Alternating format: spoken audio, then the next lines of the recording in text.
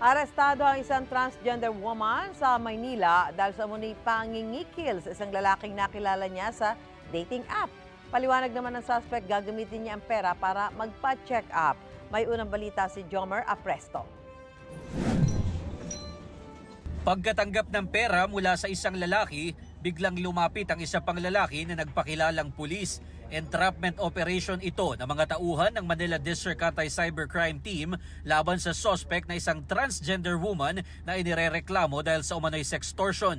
So yung naresto po natin na trans woman dito isa nag-originate po sa complaint ng isang biktima na lalaki na kung saan nakilala niya sa isang dating apps. And then later on nagkaroon ng sabihin na natin na pagtatalik, no?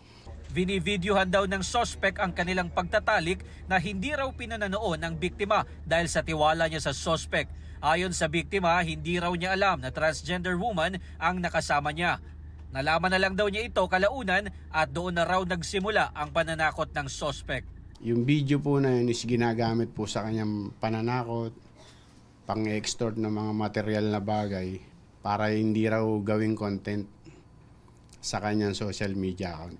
Na-meet ko yung person na yun sa dating app. Nagkaroon niya kami ng parang sexual encounter. After nun, doon niya na ako tinakot na bilan mo ako ng mga kung ano-anong gamit.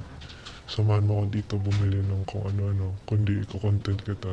Dahil sa takot, napilitan umano ang biktima na makipagkita sa isang mall kung saan niya binilhan ng mga pabango at damit ang suspect na aabot sa 15,000 pesos ang halaga. Ipinakita pa raw ng suspect na binura na niya ang mga malalaswang larawan ng biktima. Pero makalipas ang ilang linggo, muli raw nanakot ang suspect at nanghihingi ng 10,000 pesos. Dito na lumapit sa mga pulis ang lalaki na nagresulta sa pagkakahuli sa suspect. Ayon naman sa suspect, hindi lang sila nagkaintindihan ng biktima. After noon namin, may mga nararamdaman po kasi ako na dun po sa private part ko, may nararamdaman po akong uncomfy po siya. Ganun.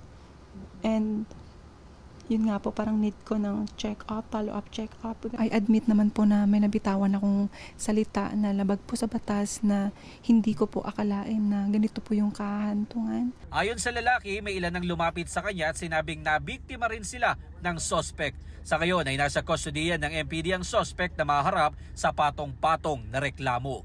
Ito ang unang balita, Jomer Apresto para sa GMA Integrated News. Mga kapuso, para una ka sa mga balita, mag-subscribe sa GMA Integrated News sa YouTube. Sa mga kapuso abroad, subaybayan niyo po kami sa GMA Pinoy TV at sa www.gmanews.tv.